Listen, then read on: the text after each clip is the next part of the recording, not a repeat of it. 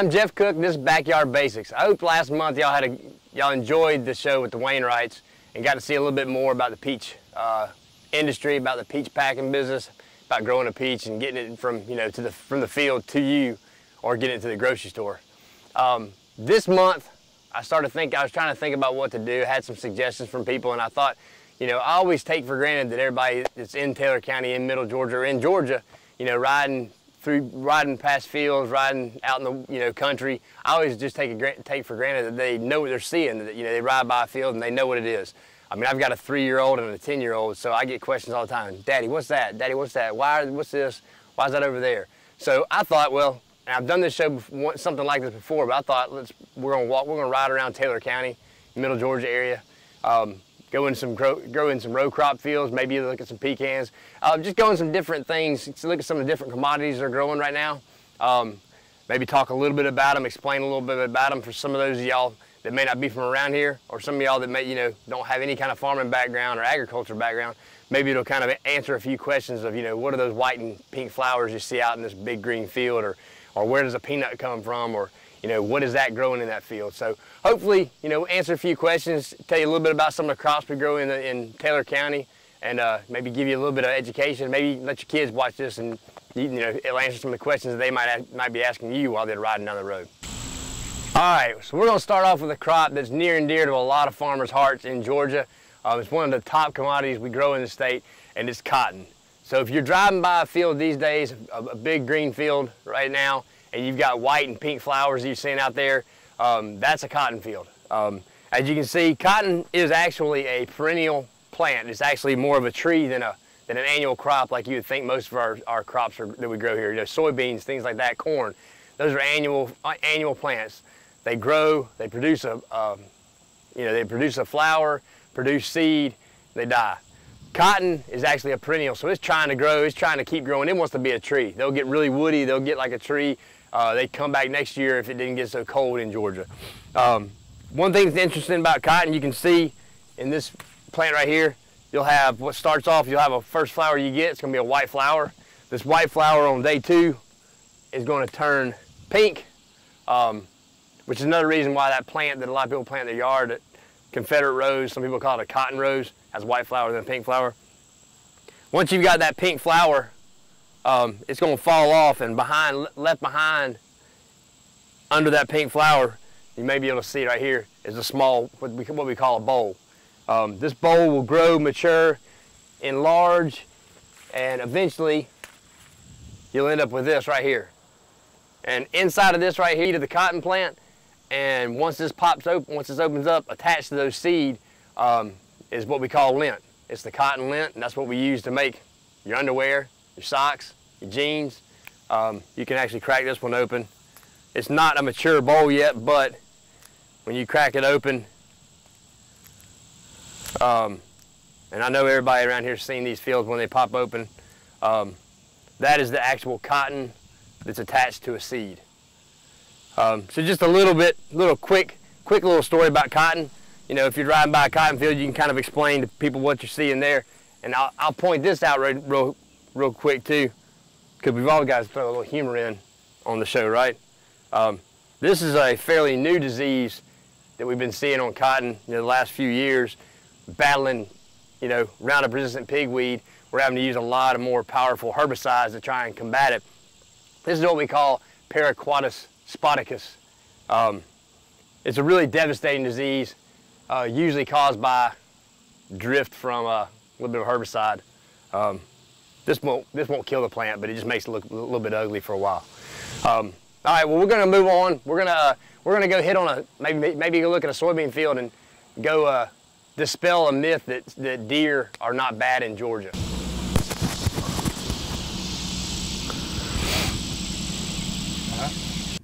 All right, so we're in a normal soybean field that has not been eaten up by deer. There's always going to be some deer damage, but they have not totally destroyed this field. Like I said, soybeans are going to be an annual crop and an annual plant. So these things, once they kind of bloom out of the top, and these are the really inconspicuous blooms. If you're riding down the highway or down even a dirt road, you're not going to see the flowers of a soybean plant. But these flowers will eventually turn into pods, which will eventually have 2 to 3 soybeans.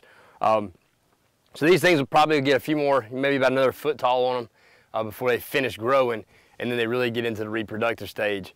I don't know if any of y'all dealt with kudzu bugs in your homes or on your vegetable gardens, but kudzu bugs were a real problem a few years back on soybeans. You don't really see kudzu, you'll see kudzu bugs every once in a while now, but we don't see them to the levels they were. Actually, when the kudzu bug hitchhiked over here, you know, probably on a container ship, I guess probably in 2009, it brought with it a parasitic wasp. That wasp actually does nothing but go and sting all the eggs of the kudzu bug. So when you find kudzu bug eggs places, most of the time those eggs have actually been stung by the wasp. The developing wasp, basically, as it hatches out and becomes a small larvae, it feeds on the kudzu bug egg and emerges out of that egg case. Pretty neat little thing if you ever get to see it. They're pretty tiny, so you may never see it. But you know, soybeans, if you're driving down the road, you see this big open field of some tall plants that are dark green. That's usually soybeans.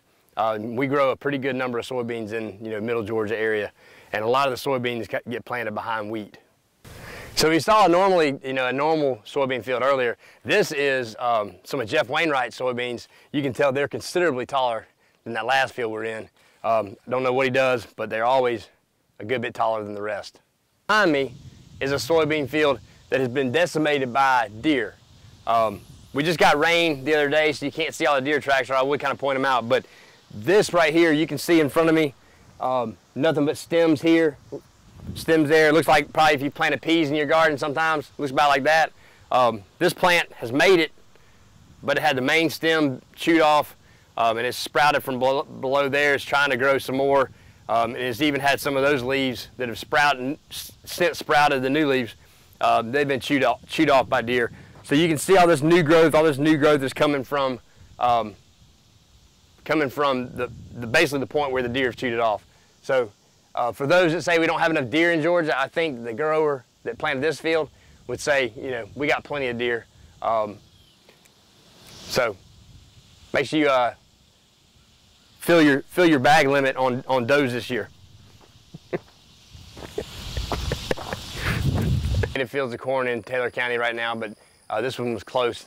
And I just thought I'd point out a few things about corn. We don't grow a lot of dryland corn because if you've grown corn without irrigation, you know that it can be a disaster.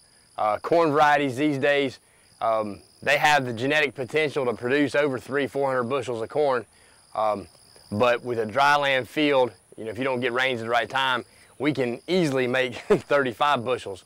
So if you put all the money into the seed, fertilizer, weed control, and you make 35 bushels of corn, especially at $4 corn, you're not making any money you're actually losing a bunch of money on an acre of land.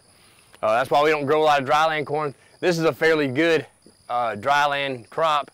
Got planted really early, caught some rains, and ended up being really good. Something about corn though, maybe a lot of people don't understand.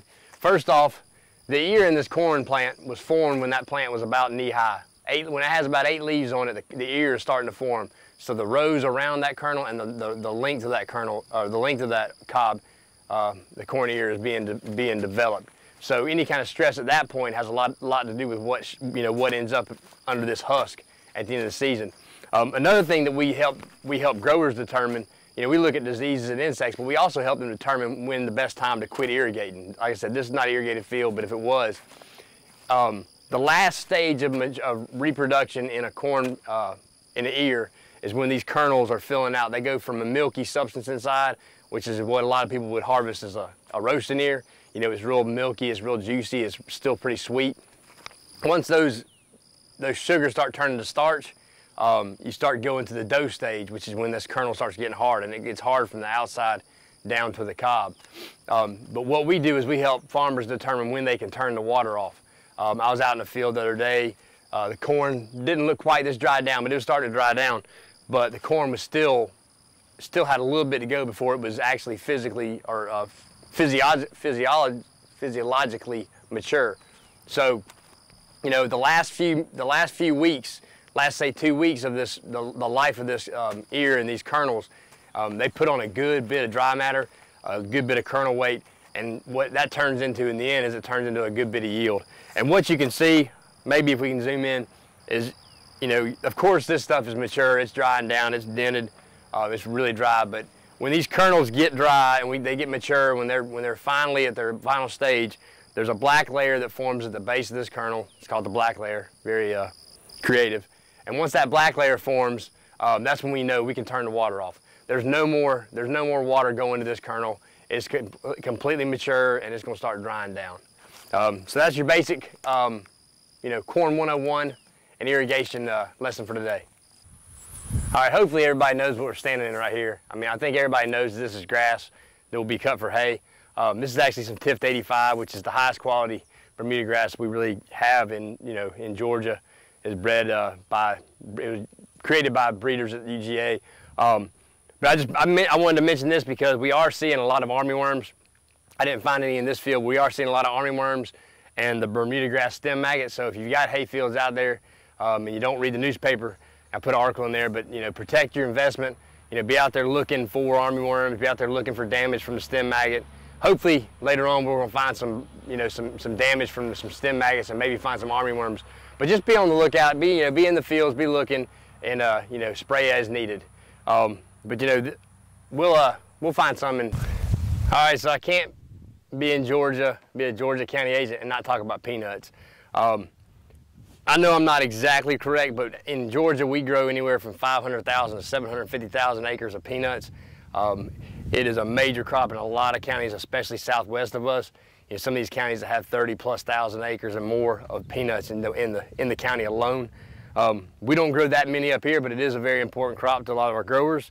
And there's still a lot of people out there, a lot of people in Georgia that don't know, you know, where a peanut grows. You know, I hear people talking about, you know, peanut trees, and especially little kids, they've never seen a peanut, never seen where it grows. So this is a peanut plant. Obviously, you don't see any flowers up here on top. You really have to kind of get down into it and look and see, and I don't even see any flowers down in here. Because all the flowers have already kind of fallen off. But what you'll see is here's where your peanuts grow. So I have to come out here and invert these things, but what a peanut does is it will produce a flower. There was a flower right here. I'll find a flower in a minute. There was a flower right here. Once that flower is pollinated, then it forms this peg. This peg starts growing down into the ground. That peg gets down into the ground, then you get the start of a peanut. So that's the start of your peanut. That's a little bit bigger, and these are as they're getting closer to maturity. Most peanuts will take about 140 days from the time you plant to the time that they're fully mature, and for you to get harvestable peanuts. Here's a flower right here. Let's see if I can pull this thing out here. So that's your peanut flower. Once that flower is pollinated, then the peg will form and it'll start growing down into the ground. You can kind of see on some of these plants some burning on the leaves, some yellowing in the fields. That burning right there and yellowing is caused by a potato leafhopper. Just a little side note for you, if you care. It's a little tiny insect, doesn't do a lot of damage other than just making the fields look a little yellow and aggravating farmers. They want a pretty green field of peanuts. They don't want a little, yellow patches out there, yellow streaks out there. So these are peanuts. All right, so we're in a grain sorghum field or a milo field. This is probably one of the last row crops or field crops that we actually have this year in Taylor County. A lot of years we'll have some sesame, and we do have some sesame on the south end of the county this year, and then we'll also have sunflowers, but sunflower prices are kind of, we probably won't see any sunflowers this year. But grain sorghum is grown for grain. Some people grow it for bird fields. But one thing it has these days is it has a real serious aphid pest. It's called a sugarcane aphid. It used to only be a pest of sugarcane, and now it's moved over, and it'll actually feed on grain sorghum. They fly in and start reproducing, and they can get pretty heavy. A couple weeks ago, this field pretty much was shiny with honeydew produced by the aphids, and this farmer came in last week first of this week, sprayed and controlled them really well. Earlier last week when we were coming out here looking, this whole leaf would have been covered up with aphids. And they not only reduce your test weight or your yield if you let them go, but they produce so much honeydew and so much sugar, and this field gets so sticky. When you put a combine in here, you actually can't make it through a few times without having to get out, clean the combine out, and clean all that gum and all that sugar out. So that's something to look for if you do have grain sorghum planted for a bird field. You might want to go look. I mentioned armyworms in our hay fields, which I've been getting reports about armyworms in hay fields. So if you've got brown top millet planted for a bird field, you might want to look at that also. And if you got that kind of grass planted, in a, say as a summer forage for your, your cattle or goats or whatever, definitely be looking for that, those pests. Be looking in all your fields for insect pests. They seem to be really bad this year. We've seen anywhere, we've seen spider mites, stink bugs, squash bugs, all over the place. So be on the lookout for these insect pests. Diseases are out there too. So just be diligent, be looking, be in your fields, be in your garden, be in your yards, even your food plots. Be looking, because things can be out there. Things are out there that are looking to destroy them. Not that they're being mean. That's just what they do. All right, one other crop that we grow here in Taylor County, a few hundred acres of them, is watermelons. Another favorite, Georgia crop. I know one that everybody loves. Even though these are seedless, you don't have anything to spit out in your backyard. It's kind of sad that we don't have, as many seeded watermelons anymore. But still, it's a pretty important crop in Taylor County. They're actually out here harvesting right now. They've already come through here, so some of these are still immature. They're still growing. But one thing I wanted to show you here, because it's been really bad this year, is I was going to show you a squash bug. Not so much damage, because you don't really see the damage out here, because it takes a lot of them to damage a watermelon crop, but kind of show you what to look for. And what, I'm sure if you have squash, cucumbers, anything like that, you probably saw it in your garden this year. But these are the squash bug eggs. They lay them on top of the leaf in clusters. These have not hatched out yet. 3 of them maybe have, but the majority of them have not hatched out yet. But if you really have a bad problem, and there's a bad problem in this small corner of this field, you will see the eggs, and that adult one just jumped off the leaf. You'll find the adults. This is actually a female adult, and if you can kind of see, same shape as a stink bug. They are a type of stink bug. They will stink. A lot of times you see 2 of these stuck together, rear to rear, doing a little dance. You see that dance before you see the eggs. That's all I'm gonna say about that. And then, when you know that they're really bad is when you start finding the immatures. And I will find, I think, an immature over here somewhere.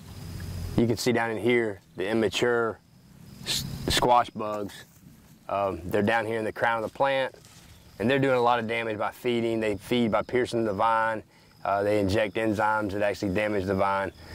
So those have been really, really bad this year. Over here you got immatures on top of eggs. So when you start seeing that kind of infestation, it's time to pull out an insecticide and spray. And it's always good when spraying insects on a crop that's blooming like this to do it late in the evening or in the afternoon when it's hot. Make sure the bees are not out foraging.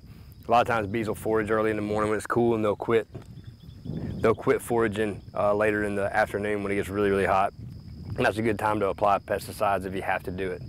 And if you can, by all means, remove the hive while you're spraying.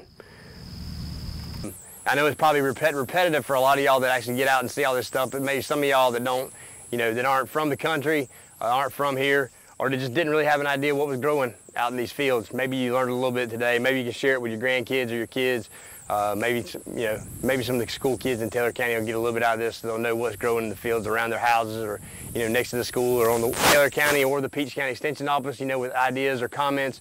My email address is on the screen. Email me with questions or comments, suggestions for shows.